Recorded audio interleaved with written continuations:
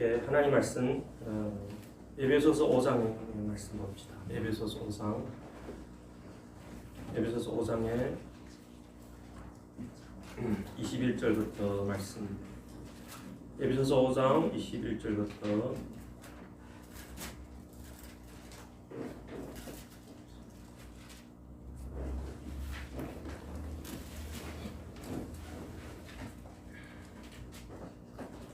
네, 5장의 21절부터 보겠습니다. 제가 읽을 때 여러분들 속으로 작은 소리로 따라 읽으세요. 이거 작은 순종입니다. 그리고는 지형이 어디갔어? 에베소서 5장 21절부터 그리스도를 경외함으로 피차 복종하라. 아내들이여 자기 남편에게 복종하기를 주께 하듯 하라. 이는 남편이 아내의 머리됨이 그리스도께서 교회의 머리됨과 같음이니 그가 바로 몸의 구주시니라. 그러므로 교회가 그리스도에게 하듯 아내들도 범사에 자기 남편에게 복종할지니라. 남편들아 아내 사랑하기를 그리스도께서 교회를 사랑하시고 그 교회를 위하여 자신을 주신같이 하라. 이는 곧 물로 씻어 말씀으로 깨끗하게 하사 거룩하게 하시고 자기 앞에 영광스러운 교회로 세우사 희나 주름 잡힌 것이나 이런 것들이 없이 거룩하고 흠이 없게 하려 하심이라. 이와 같이 남편들도 자기 아내 사랑하기를 자신과 같이 할지니 자기 아내를 사랑하는 자는 자기를 사랑하는 것이라. 누구든지 언제나 자기 육체를 미워하지 않고 오직 양육하여 보호하기를 그리스도께서 교회에게 함과 같이 하나니 우리는 그 몸이 지체임이니라. 그러므로 사람이 부모를 떠나 그의 아내와 합하여 그 둘이 한 육체가 될지니 이 비밀이 크도다. 나는 그리스도와 교회에 대하여 말하노다.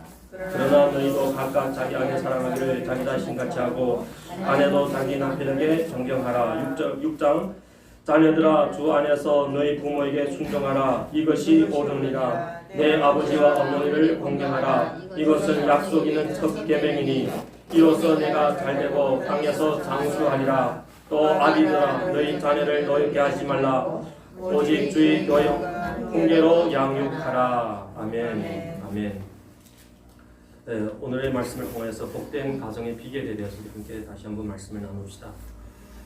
결혼할 때 많은 사람들이 기대를 갖고 결혼을 하죠. 네, 그러나 여러모로 어려운 상황 속에서 여러 가지 문제 속에서 또 여러 가지 맞지 않다는 여러 가지 상황 속에서 많은 어려움이 일어나는 상황을 우리가 현실 상황에서 우리가 볼 수가 있습니다. 5월 달은 뭡니까? 가정의 달이라 해서 가정 식구끼리 보니까 우리 교회 성도들 가운데도 함께 사진을 많이 찍었던 부분들을 보면서 또 들놀이 가시고 또 야외 가셔서 즐거운 시간을 보낸 모습을 보면서 참 아름답다는 이런 생각을 해보게 됩니다. 그렇습니다. 하나님께서 가정이라는 귀한 선물 우리에게 주셨는데 이 선물을 귀히 여기지 않고 살아간다면 우리는 참으로 어리석은 존재로 설 수밖에 없다 하는 것을 우리들이 생각해 봐야 됩니다. 저와 함께 요즘에 수원에 한국의 목사님들 몇 분 같이 어울리고 또 함께 운동도 하고 기도 운동, 상기도도 하는데 보니까 상당히 또 열심히 있는 분들이라고요. 열심히 운동도 하려고 하고 열심히 기도를 하려고 하고 지금은 그분들이 새로 또 40일을 작정해서 밤 10시부터 새벽 3시인가 4시까지 이렇게 기도한다고 하는데 저는 비록 그곳에는 참여하지 못한다 할지라도 교회에서 적어도 1시간 이상 저녁에 기도하며 또 그분들과 함께 어울려서 기도의 그 아름다운 응답을 늘 이렇게 경험하면서 살기를 원하는 이런 마음을 갖고 있습니다. 그저께인가 우리 지혜가 온다고 이렇게 다 약속이 되어 있는데 갑자기 티켓이 변경이 생긴 거예요. 변동이 생겨서 영사에도 전화 안 받고 뭐 얘가 완전히 갈팡질팡 이게 당황하는 거죠. 그래서 저도 이게 미국에 있는 목사님들 또 전화도 해보고 알아봤는데 잘 안 되는 거예요. 그래서 교회 와서 저녁에 기도하면서 그 생각이 나더라고요. 먼저 그 나라와 그 의를 구하라. 그리하면 모든 것 다 해주시리라. 그래서 제가 성령 충만을 위해서 기도했어요. 기도하다가 제가 생각이 나는 분이 있어서 그분에게 전화를 했습니다. 빅터기 목사님에게 전화했는데 그분이 전화 받다가 사모님에게 인사 주더라고. 사모님 전화 받게 하라고. 그 사모님 전화 받으면서 뒤에 그 티켓 그 번호 그것을 다 사진 찍어 보내라고 하더라고요. 그 사진 찍어 보냈어요. 그랬더만 그렇게 전화가 통하지 않다고 하던 그 항공회사가 반 시간 만에 다 해결해서 반 시간도 안 돼서 한 20분 만에 해결해갖고 별 염려가 안 되더라고요. 예, 하나님께서 일하실 줄 믿고 이게 티켓을 새로 살려면 한 400만 들어야 된다고 합니다. 그 티켓 살 때 원래 그거 취소되면 다시 복구가 안 되는 그런 티켓이라 해서 많이 걱정도 조금 이렇게 걱정이 왔지만은 하나님께 기도하다 보니까는 하나님께서 사람이 생각나게 하시고 하나님 일하시는 모습을 우리가 보게 됩니다. 그렇습니다. 여러분들 하나님이 일하시게 하려면 무엇을 우리가 해야 되는가 하면 기도해야 됩니다. 우리가 일하면 어느 정도 일한 만큼 살 수가 있어요. 우리가 일하면 일해서 뭐 집 사고 차 사고 이런 정도까지 하겠죠. 그러나 하나님의 은혜를 경험하지 못한다면 우리가 어떻게 될까요? 천국에 대한 소망을 상실하게 되는 겁니다.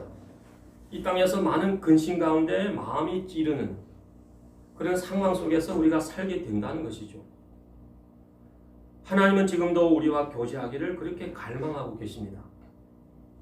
하나님 앞에서 우리들이 기도하지 않고 우리 생각대로 산다면 우리는 힘듭니다. 우리들은 지칩니다. 우리 몸과 마음이 많이 상할 겁니다.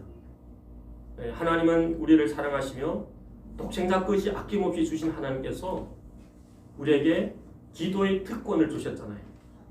그래서 그 기도의 특권을 갖고 하나님 앞에 나아간다면 하나님께서 우리에게 반드시 많은 은혜를 예비하시고 또 갈 길을 비춰주시고 또 만날 만한 사람을 생각나게 하시고 우리 발걸음을 반드시 인도하신다고 저는 확신합니다. 상기도 다니면서 제가 진짜 매일은 다니지 못했지만은 진짜 하나님을 만나야 되겠다는 그런 마음으로 이렇게 다녔을 때 하나님께서 진짜 저에게 한 가지 강력한 그런 마음을 주셨는데 그것이 무엇인가 하면 성령께 민감해라는 거죠. 성령님이 어디 거하십니까? 성령님이 여러분들 안에 거하시죠? 아멘입니까? 아멘. 성령님이 여러분들이 마음에 있는 것을 믿습니까? 아멘. 성령님으로 인하여서 하나님을 아버지라 부르고 성령님으로 인하여서 우리가 예수님을 주라고 부르는 것이 자연스러운 것을 여러분들 알고 있잖아요. 그런데 우리들은 성령님에 대해서 어느 정도 이렇게 의지하고 어느 정도 성령님과 교제를 하고 있습니까? 그래서 성령님과 민감하지 아니하면 성령님과 깊은 교제를 나누지 않고 성령님이 여러분 안에 거하심에도 불구하고 여러분들 지금 많은 사람들이 학대하고 있는 거죠. 성령님을 무시하고 자기 멋대로 자기 생각대로 자기 계획대로 자기 육신대로 이렇게 하다 보면 성령님이 근심하시고 탄식하시고 성령님이 상당히 불편해 하시는 거죠. 부부로 결혼해서 살면서 집에 밥 먹을 때 밥도 먹지 않고 밥을 먹을 때 대화도 없고 또 평상시에 별로 교제도 없고 그리고 집에 와서 밥 줘, 자자 이런 몇 마디 말만 한다면 얼마나 괴롭겠어요? 그렇다면 짜증나겠죠. 밥해도 기분이 없이 밥함으로 인해서 손맛이 안 들어가니까 밥맛도 별로 없고 먹어도 또 소화도 잘 안 될 수도 있고.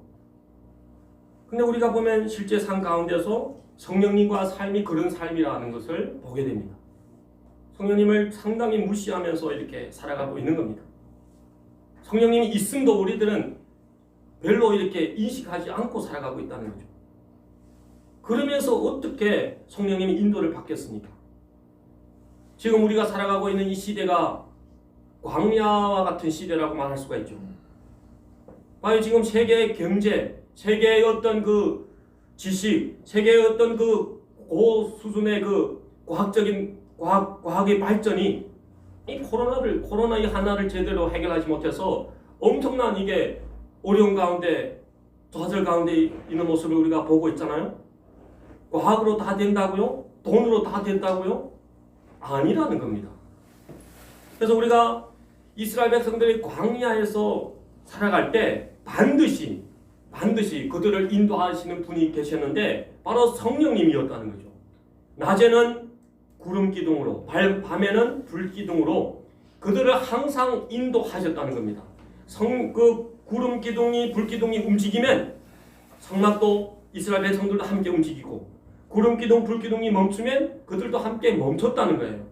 그러니까 광야에서 40년간 옷도 휘어지지 않고 발도 이렇게 상하지 않고 그렇게 공급을 받으면서 살아왔다는 거죠.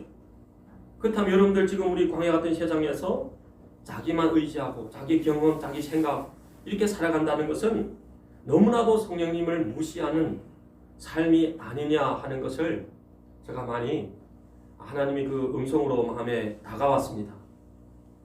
그래서 복된 가정을 이루려면 어떻게 해야 되느냐? 많은 건축가들이 이렇게 집을 질 때 뭐 설계를 하고 여러 가지 계획 가운데 이렇게 하지만 우리 가정을 설계하시고 가정을 계획하신 분은 누구십니까? 하나님이시라는 거죠. 하나님이시기 때문에 하나님의 계획과 하나님의 설계도 안에 우리들이 들어가야 되는 겁니다. 하나님의 말씀 안에 들어가야만이 그 가정이 행복할 수가 있다 하는 것을 말씀하고 있습니다. 그뿐만 아니라 오늘 말씀을 우리가 읽었던 말씀 위에 부분에 보면 무슨 말씀이 있나요? 에베소서 5장의 15절부터 쭉 보면 15절부터 우리 함께 다시 한번 읽어봅시다. 15절부터 그런즉 너희가 어떻게 행할지를 자세히 주의하여 지혜 없는 자같이 않고 오직 지혜 있는 자같이 하여 세월을 아끼라. 때가 악하니라. 그러므로 어리석은 자가 되지 말고 오직 주의 뜻이 무엇인가 이해하라. 술 취하지 말라. 이는 방탕한 것이니 오직 성령으로 충만함을 받으라. 시와 참미와 신령한 노래들로 서로 화답하며 너희 마음으로 주께 노래하며 찬송하며 범사에 우리 주 예수 그리스도의 이름으로 항상 아버지 하나님께 감사하며 그리스도를 경외함으로 피차 복종하라. 아멘. 하나님께서 가정에 대한 명령을 하시기 전에 하나님께서는 세월을 아끼라, 어리석은 자가 되지 말라 이런 말씀을 하시면서 술 취하지 말라 이는 방탕한 것이니 오직 성령으로 충만함을 받으라고 말씀하고 있습니다. 성령으로 충만함을 받지 아니하면 인간들의 사랑은 한계가 있습니다. 인간들의 사랑은 제한이 되어 있기 때문에 네가 나를 좋아하면 내가 너를 좋아하고 네가 나를 별로 대하면 나도 너를 그렇게 대한다는 이런 반응이 쉽게 나타날 수밖에 없는 것이 바로 인간이라는 거죠. 그래서 성령 충만함이 우리 복된 가정을 이루는데 너무나도 중요한 비결이라 하는 것을 우리들이 생각해 봐야 됩니다. 우리가 하나님의 인도를 거부하고 하나님이 하지 말라는 일을 행함으로 인하여서 손해봤던 그런 경험들이 다 있을 거예요. 크고 작은 경험들이 있을 거예요. 그러면서 그때 왜 내 그렇게 성령의 음성을 무시했던가 이렇게 하면서 후회했던 그런 상황들이 있을 겁니다.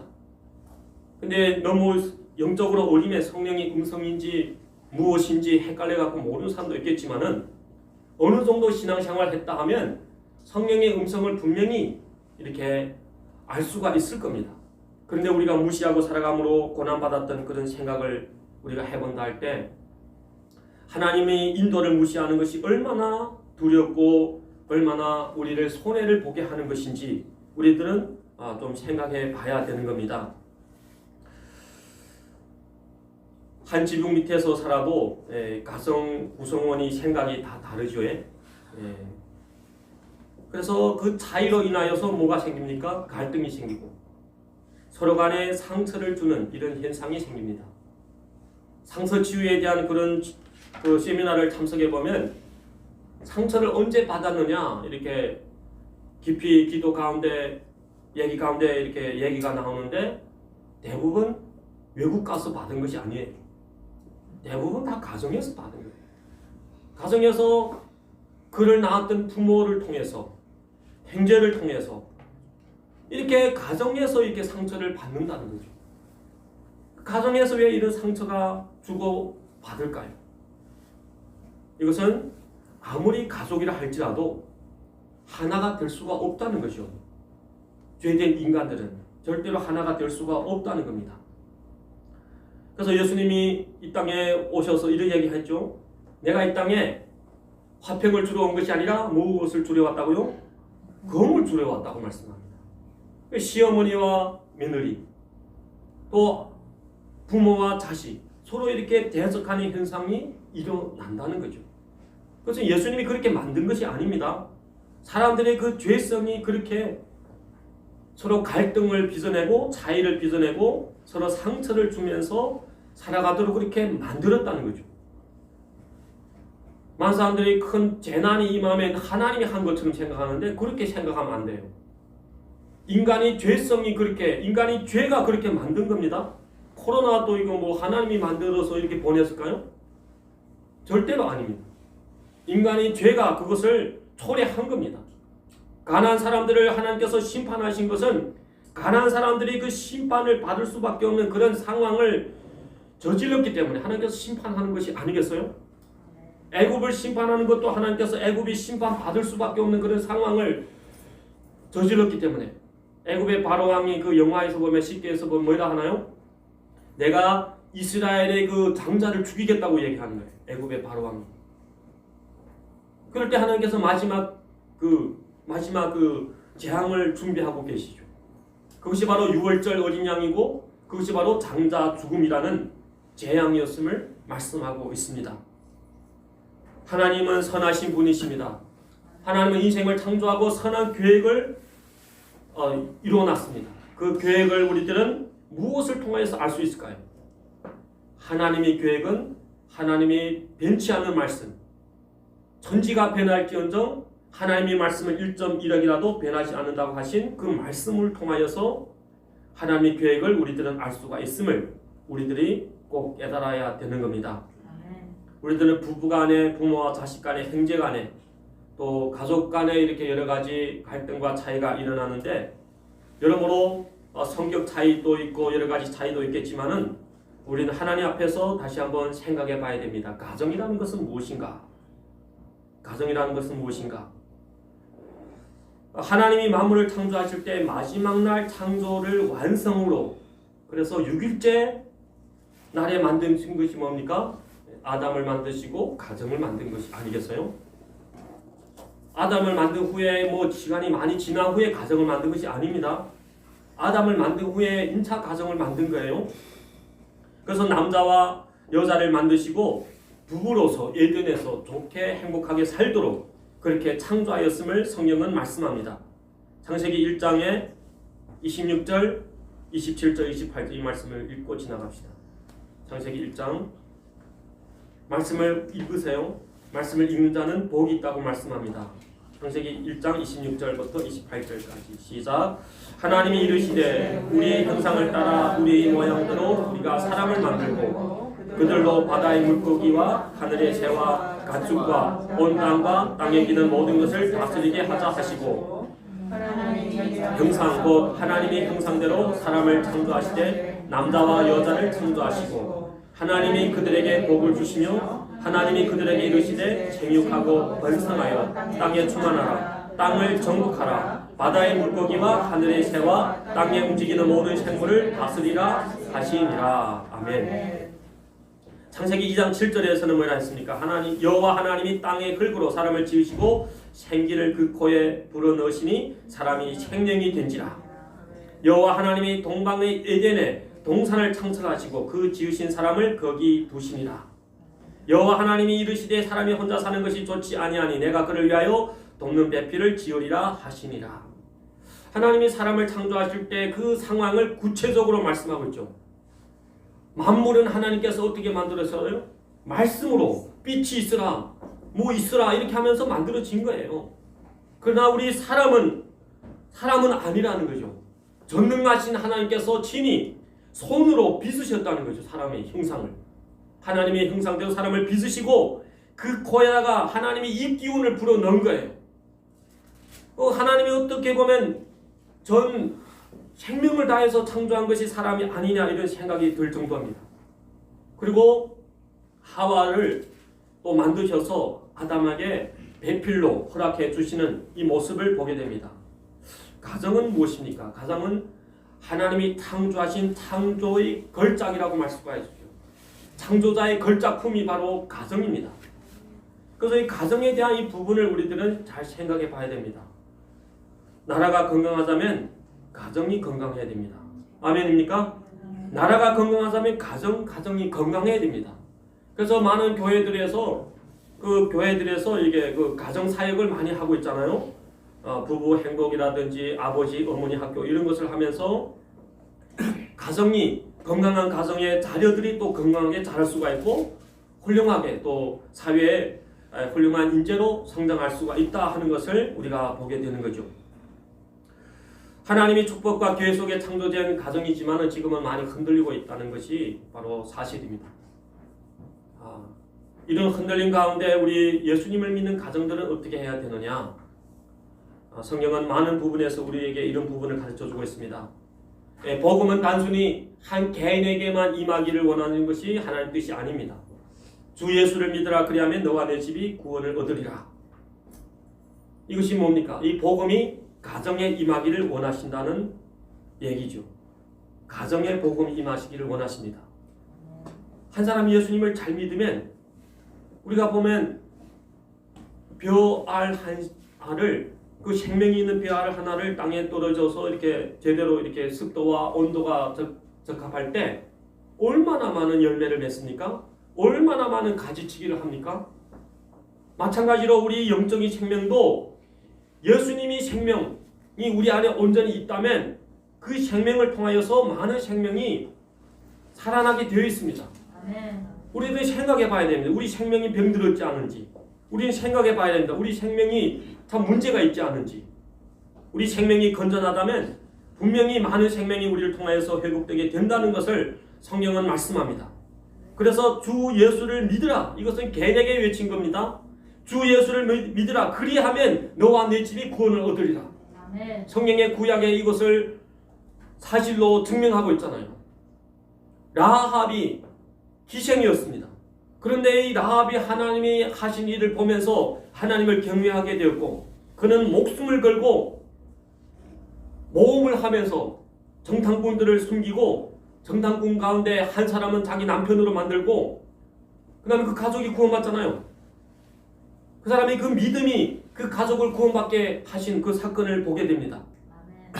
어떻게 보면 가정에 대해서 우리들은 참 믿음으로 하나님 앞에 맡기며 나아가는 그런 삶을 사는 것이 너무나도 중요합니다. 이 땅에 살아가는 삶은 한계가 있습니다. 세상에 오락난 개콘을 보면서 별로 우습지 않더라고요. 이것은 이게 웃음이 별로 안 나가. 막 이상하게 노는데 그거 재밌다고 우는 사람들 보면 참 이상하다 이런 생각이 들 정도로 정상적으로 이렇게 행동하지 않잖아요. 정상적으로 행동하는 것이 아니고 상당히 그 바보처럼 행동하면서 병신처럼 행동하면서 그러니까 사람들을 웃기는 모습을. 중국의 그 조번산이 중국에서는 상당히 인기였잖아요. 돈도 엄청 많고.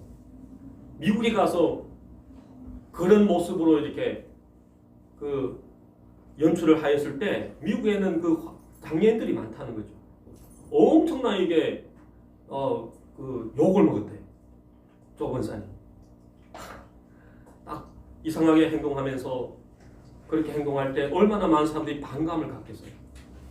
그래서 우리들은 기뻐해도 어떻게 보면 성령 안에서 기뻐하고 기뻐해도 하나님 말씀 안에서 기뻐해야 되는데 세상에서 그것이 부족하니까 뭐 개그 콘서트인지 무슨 건지 하면서 여러 가지가 많잖아요. 그런 걸 통해서 사람들에게 즐겁게 하는데 이것이 참 문제가 아닌가 이런 생각을 하게 됩니다. 네, 오늘의 말씀 속에서 우리 다시 한번 생각해 봅시다. 하나님은 온 가족이 구원받기를 원하시고 그 가족을 통하여서 건전한 가족을 통하여서 또 이 땅에 선교사들이 파송되기를 원하는 거죠. 그래서 사도행전 1장 8절에 보면 오직 성령이 너에게 임하시면 너희가 권능을 받고 예루살렘과 온 유대와 사마리아와 땅끝까지 이르러 내 증인이 되리라. 한 사람이 선교사로 나간다 할 때 가정의 지지가 없으면 참 어려운 겁니다. 그래서 선교사로 나가기 위해서는 어떻게 돼야 됩니까? 한 사람이 예수님을 잘 믿고 가정이 이 구원에 대해서 헌신함으로 인하여서 선교사로 나갈 수가 있는 것이 아니겠어요? 어떻게 우리 가정이 복된 가정 하나님 기뻐하시는 가정으로 이렇게 될 수 있을까? 오늘의 말씀 속에서 우리가 보면 먼저 아내들에게 말씀하죠. 아내들이여 자기 남편에게 복종하기를 주께 하더라. 왜서 아내에게 먼저 말씀할까요? 아내는 어떻게 보면 제갈량과 같은 사람이죠. 제갈량은 남자지만은 그 참모와 같은 사람이라는 거죠. 어떻게 보면 남자를 지지해주는, 남자의 그 돕는 자가 되는 그런 역할을 한다는 거죠. 그래서 아내에게 먼저 얘기를 하고 있습니다. 하나님은 또 아내들을 더 이렇게 성숙하게 만들지 않았나 이런 생각을 합니다. 그래서 아내에게 먼저 얘기를 합니다. 아내들이여 자기 남편에게 복종하기를 주께 하더라라. 이것이 제 정신으로 되겠어요? 제 정신으로 아내가 남편에게 주께 복종하도록 할 수 있을까요? 그래서 상당히 불가능하다고 봅니다. 남편을 제일 잘 아는 분이 누구예요? 아내가 아니에요. 아내.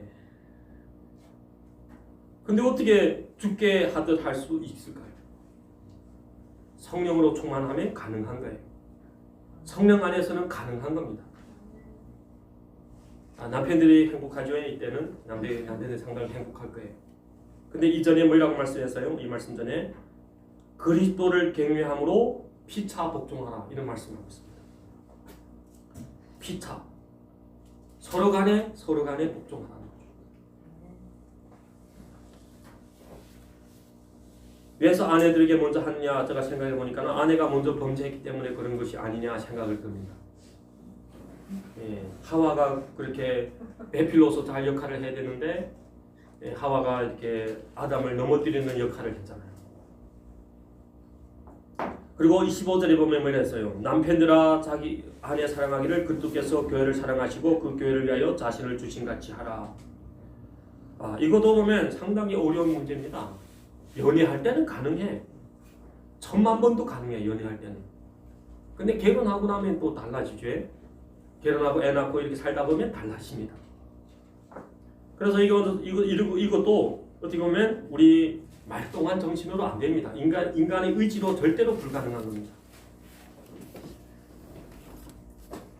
가장 가까운 사람이 부부인데 가장 가까운 사람이 서로 이렇게 진짜 더 사랑하고 존중하기가 어려운 모습이 지금 현실의 삶이라는 것을 우리가 보게 됩니다.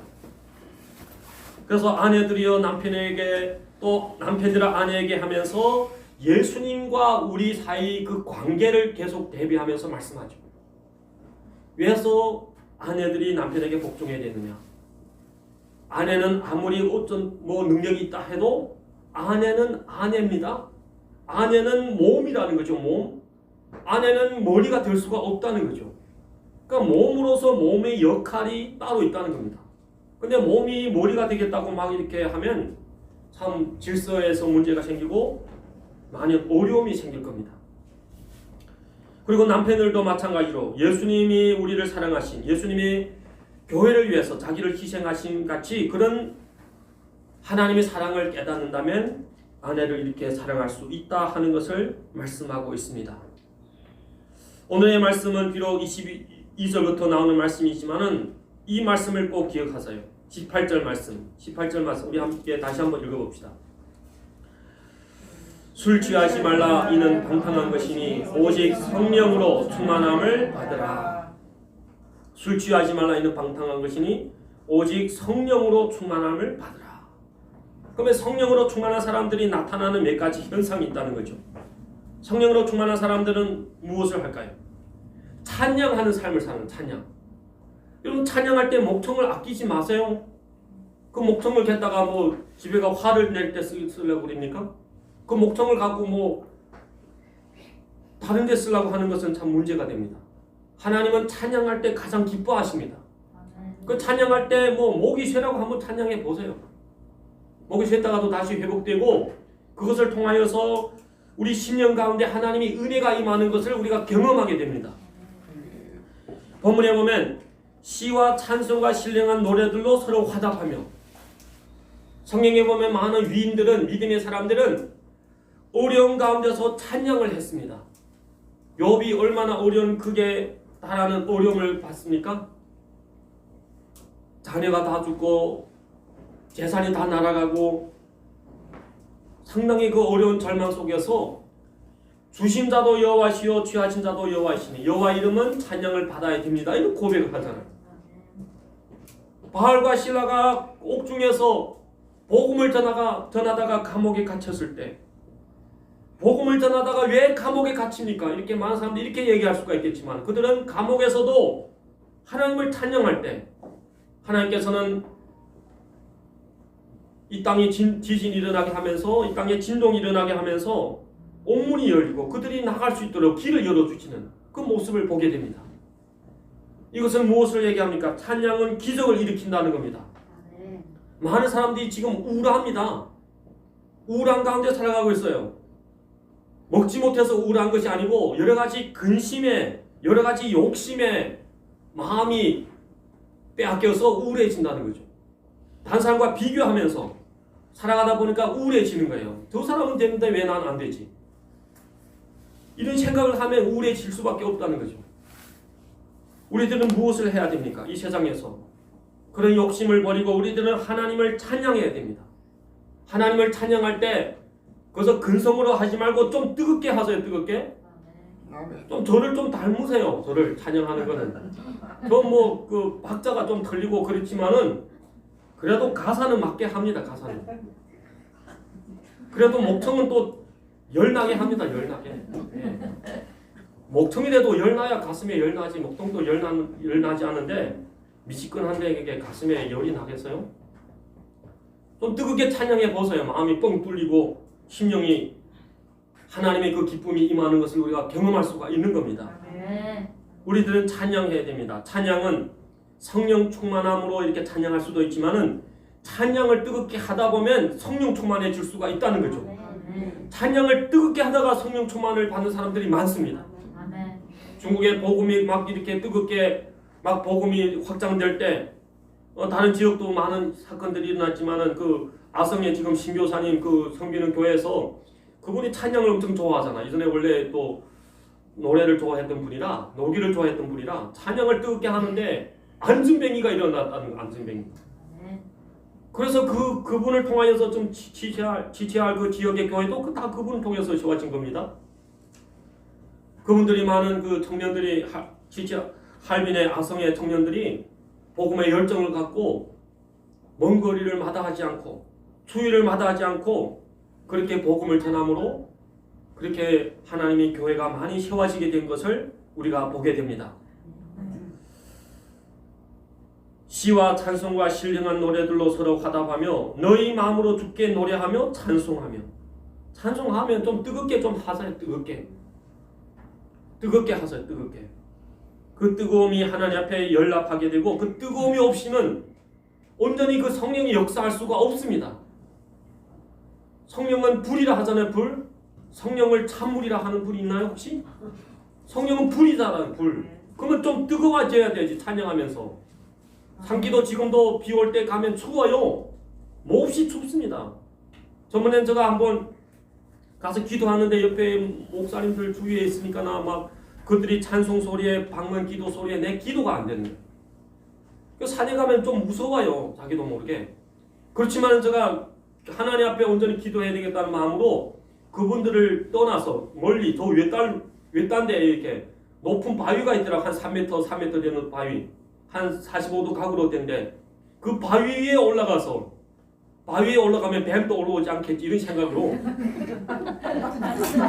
거기서 막 기도한 거예요. 거기서 좀 무서움이 임해요. 산에 가면. 그래서 목사님들도 오면 다 붙어서 기도해.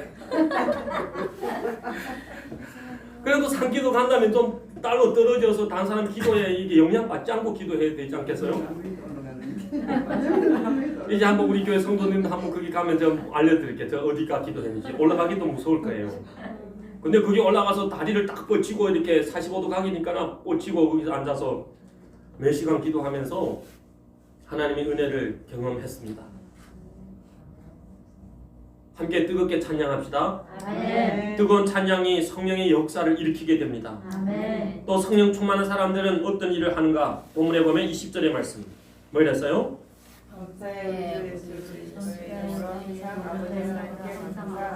아멘. 아멘.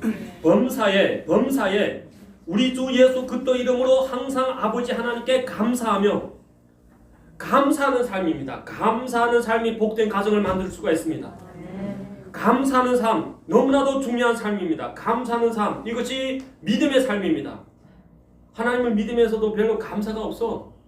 하나님을 믿으면서도 입으로도 감사하지 안 하고 물질로도 감사 안 하고 이러면 그 사람은 절대로 신앙이 성장하지 못합니다. 저 우리 단체에도 우리 선생님이 계시지만 우리 목회자들 어려울 때 선생님 통해서 물질의 공급을 이렇게 받는데 혹시 뭐 우리가 생신이 돼서 조금씩 드립니다. 우리가 계산해 보면 우리가 주는 것은 진짜 그 생활의 핏밖에 안 되는 거예요. 그분이 줄 때는 상당히 그 엄청난 돈을 우리가 받아서 여러분들 자녀 교육에도 이렇게 사용할 때가 있는데 상당히 감사가 중요하지 않겠어요? 우리가 부모에게 감사한다 얼마 정도 할 수 있을까요? 부모로부터 받은 것은 생명을 받았잖아요. 생명을. 부모로부터 엄청난 것을 받았는데 부모에게 감사할 때는 이게 헤아리는 거죠. 이게 10만 원 줄까 5만 원 줄까 상당히 계산하면서 하나님 앞에는 더 마찬가지입니다. 하나님 앞에서는 우리가 하나님 앞에서 엄청난 것을 받았잖아요. 하나님 우리에게 생명을 희생하면서 독생자를 우리에게 희생하면서 우리에게 주셨는데 하나님은 부족해서 달라는 분이 절대로 아니라고 저는 믿습니다. 하나님 우리에게 더 풍성한 복을 주기 위해서 우리에게 이런 말씀을 하시는 거예요. 오늘의 말씀에도 보면 6월절을 지키라 했죠. 6월절을 지키라. 6월절을 지키고 또 77절을 지키라. 77절을 지키면서 너희들이 감사함으로 너희들이 마음에 힘껏 들여서 고아들과 과부들과 어려운 사람들과 함께 나누라고 함께 음식을 드시면서 즐거워해라고 말씀을 주고 있는 겁니다. 하나님 우리에게 복을 주시기를 원하십니다. 우리는 하나님의 은혜를 기억해야만이 감사할 수가 있습니다. 하나님의 그 말씀이 우리 가운데 기준이 되어야만이 감사할 수가 있다는 거죠. 감사는 믿음의 척도며 감사는 하나님의 명령이며 또 하나님의 뜻입니다. 데살로니가 전서 5장 18절 말씀 누가 모르나요? 누가 모릅니까? 범사에 감사하라. 범사에. 모든 일에 감사라는 거죠. 이는 그리스도 예수 안에서 너희를 향하신 하나님의 뜻이니라.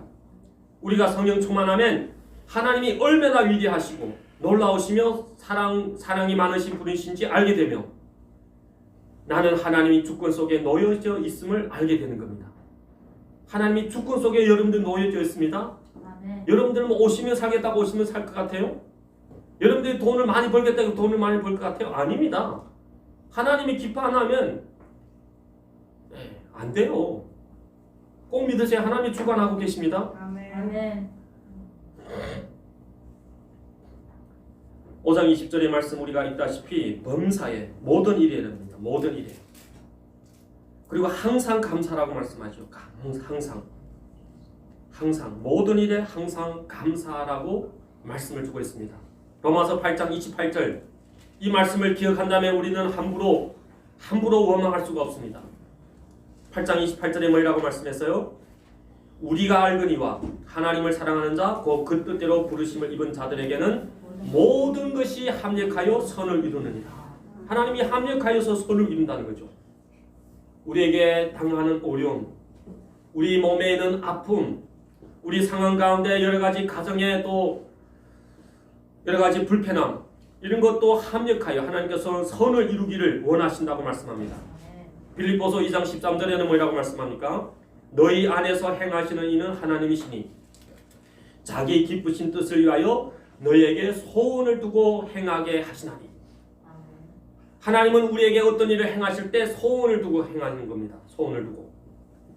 지금 이게 교회가 이렇게 된 것은 뒤에는 몰라도 이렇게 된 것은 저희 머릿속에 하나님께서 설교들을 준 거예요. 설교들을 줘서 이렇게 한 거예요. 어제 이거 강단을 만들면서 이게 그거 보고 뭐라지? 전기 그 못 박는 거 손을 찔러갖고 완전 피를 엄청 많이 흘렸어요. 아직도 이게 염증이 있는지 만지면 상당히 불편한데 십자가 만들 때도 거역하더라고요. 십자가 만드는데 엄청 힘들었어. 십자가 딱 중심 거기에 옹진이 있는 거, 옹진. 그래서 그것을 파내는데 손이 부를 정도였어요. 그렇지만은 감사한 마음으로 하니까는 우리 박 집사님도 우리 함께 수고해갖고 이거 잘 했는데 혼자서는 하기 어려웠어요. 우리가 하나님 앞에서 감사하는 마음이 참으로 중요하다고 봅니다. 지금도 나라마다 어떤 환자들이 밀집되어 사는 곳이 있는데 바로 한센병, 문둥병 환자들이 사는 곳이 있다고 합니다. 한국에는 한센병 나병 환자들이 살고 있는 그 섬이 있대요. 저 전라도에 소록도라는 섬이 있대요. 여러분도 한번 그 다음에 들어가서 영상을 보세요. 그 사진을 보세요. 얼마나 아름다운지. 지금은 아주 아름다운 곳으로 이렇게 유람지로 이렇게 소문이 났어요. 그곳에 많은 나병 환자들이 그곳에서 외로움과 슬픔 중에 아름다운 지상낙원을 이렇게 만들었다는 거죠. 그곳은 이전에 나병 환자이며 또 가이드로 이렇게 사역했던 그 천운열 전도사님이 이런 말을 했다고 합니다. 소록도가 이렇게 아름다운 섬으로 바뀐 이유를 알고 싶습니까? 그러면 소록도와 함께 하는 섬이 가까운 데 있는데 있다고 합니다. 가까운 데 있다고 합니다. 그 섬이 무슨 섬인가 하면 지라도라는 섬입니다. 지라도 섬. 그래서 방문객들이 가면 지라도 섬에 우리 함께 방문합시다 하니까 사람들이 갑자기 이게 지라도 섬이 나오니까 이게 시간 계획이 막 흐트러질까봐 걱정하는데 시간이 많이 걸리지 않는다는 거죠. 그러면서 가겠습니까 하니까 가겠다고, 방문하겠습니까 하니까 방문하겠다고 할 때 성경을 펼쳐라는 거죠. 성경. 우리도 성경 한번 펼쳐볼까요? 하박국서 3장 17절. 요건 꼭 찾아보라고요.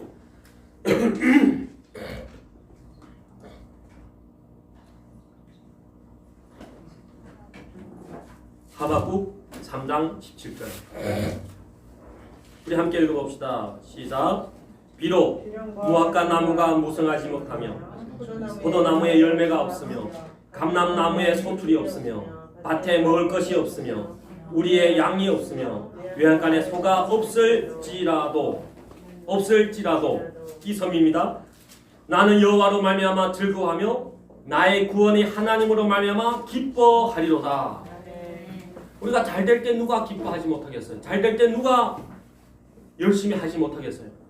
그러나 본문의 말씀에 보면 하박국서에 보면 무화과 나무가 무성하지 않고 포도나무에 열매가 없고 감람나무에 소출이 없고 밭에 먹을 것이 없고 우리의 양이 없어도 외양간에 소가 없어도 없을지라도 나는 여호와로 말미암아 즐거워하며 나의 구원의 하나님으로 말미암아 기뻐하리로다. 아멘. 우리 인생의 역경이 바람이 불어오고 산이 첩첩이 우리 앞길을 막을지라도 이 나병 환자들이 그 가족에게는 어떻게 보면 버림을 받고 가족을 자주 만날 수 없고 외로운 섬에 찬바람을 맞을지라도 그들은 포기하지 않고 믿음의 신앙으로 말미암아 하나님이 함께 하신다는 그 믿음으로 그 섬을 아름다운 섬으로 이렇게 만들었다는 거죠. 우리들은 범사에 우리들은 항상 감사할 수 있는 그런 믿음을 우리가 가져야 됩니다. 나에게 돈이 없고 나의 몸이 아플지라도 가정의 자녀가 나의 마음을 속썩이고 남편이 무책임하고 아무리 힘들게 이러도 돈이 잘 모여지지 않을지라도 우리들은 여호와로 인하여 감사해야 된다는 거죠. 아멘? 우리들은 상황을 보면서 감사하는 것이 아니라 하나님이 우리 주권자 되시고 하나님이 우리 구원자 되시고 하나님 우리 아버지 되심에 대해서 우리들은 감사하면서 나아가야 되는 겁니다. 아멘. 그리고 마지막으로 성령 충만한 삶이 무엇인가 하면 복종하는 삶이죠. 복종하는 삶이 피차에 복종하라 이렇게 말씀한 것처럼 피차에 복종하라. 아내는 남편에게, 남편은 아내를, 자녀는 부모에게, 자녀는 부모에게, 부모는 자녀를 주의 교양으로 서로 간에 이렇게 하나님 안에서 성령 안에서만이 참 가능한 거예요. 그래서 그러면 예수 안 믿는 남편에 대해서 어떻게 해야 되느냐? 우리가 예수님을 믿는 그 사랑으로 그들을 감화시켜야죠. 이전에 연애할 때 그렇게 감화시켜서 이렇게 졸졸 따르게 했다면 졸졸 따랐잖아요 보통. 연애할 땐 다 졸졸 따르잖아. 나도 그렇게 졸졸 따랐어. 지체할 것이 10번 넘어 졸졸 따라다녔는데 그렇게 우리가 할 수가 있어요. 성령으로 충만하면, 사랑으로 충만하면. 그렇게 좀 해야지. 그렇게 하지 않고 어떻게 남편을 구원하겠어요? 어떻게 자녀들을 구원하겠어요? 우리 힘으로 안 됩니다. 여러분들 인정하세요? 우리 힘으로 안 됩니다. 몰라 우리 최 집사님은 가능할. 금방 결혼한 지 얼마 안 되고 애가 지금 이제 유미가 완전히 뭐 꽃이 돼갖고 막 그러니까 모르겠지만 좀 시간이 지나면 달라질 거예요. 성령 충만하지 않으면 문제가 생길 거예요. 자기 자존심도 있고 자기 기도 있고 자기 또 어떤 주견이 분명하고 이렇게 살아가다 보면 문제가 생길 겁니다. 누구나 다 마찬가지. 또 이상하게 생각하지 말고. 그래서 오늘의 말씀을 보면서 다시 한번 성령께 좀 민감합시다. 성령께 민감하고 성령 충만을 위해서 기도하는 것을 기도할 때마다 적어도 10분 이상 좀 하세요. 그러면 우리 마음의 즐거움을 누리게 되고 성령의 인도를 받다 보면 하나님이 우리를 부르심이 그저 이렇게 그저 보통 사람으로 살라고 부른 것이 아닙니다. 여러분도 꼭 그렇게 생각하세요. 난 절대로 나는 보통 사람이라고 생각해 본 적이 한 번도 없어. 나는 예수 믿기 전에는 너무 하찮은 사람으로 생각했지만 예수 믿은 후에 난 보통 사람으로 생각해 본 적이 없습니다. 하나님 우리를 뭐라고 합니까? 왕 같은 제사장이라 하잖아요. 하나님이 우리를 뭐라 보배라 보배. 우리가 하나님 손에 제대로 붙들림 되지 않아같이 붙들림 받으면 우리를 통해서 어떤 어마어마한 일을 할지 모르는 겁니다. 근데 이 많은 사람들이 성령 충만하지 않으니까 인간의 생각으로 자기를 상당히 그 헌신자처럼 생각하는 거예요. 스스로 그렇게 생각하면 다른 사람은 얼마나 더 그렇게 생각하겠어요. 하나님이 주시는 생각으로 하나님이 주시는 눈으로 우리를 바라보고 우리를 인정해야 됩니다. 그리고 하나님 앞에 믿음으로 성령 충만한 삶으로 우리 가정을 하나님이 세우신 그 걸작품을 우리들은 복되게 만들어 갑시다. 이것이 우리의 책임입니다. 이것이 우리가 이 땅에서 완성해야 할 숙제라는 것을 저함들이 꼭 깨닫기를 부탁을 드립니다.